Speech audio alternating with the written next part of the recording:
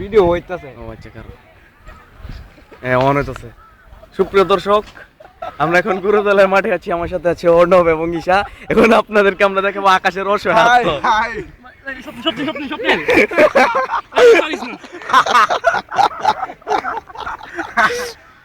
বাবু সত্যি এটা কিন্তু ঠিক না ভাই, সবসময় এইসব করো ভাই।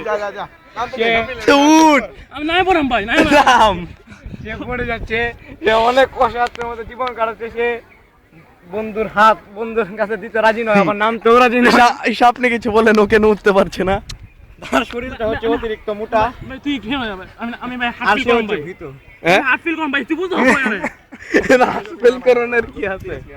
তুই হাত দে আমার কাছে, আমি নাই পড়াম। হাত দে, হাত দে, হাত দে, তুই হাত দে আমারে, তুই আগে হাত দে আমারে, তুই হাত দে, একটা নিচে যা, একদম নিচে যাও। তুই আগে হাতটা দে। আমি দেখতাম না ভাই, তুই বুঝছস আমার কেমন লাগতেছে ভিতরে। কেমন লাগতেছে, তুই হাত দে, আমি তোর স্বপ্নিল। বলছি।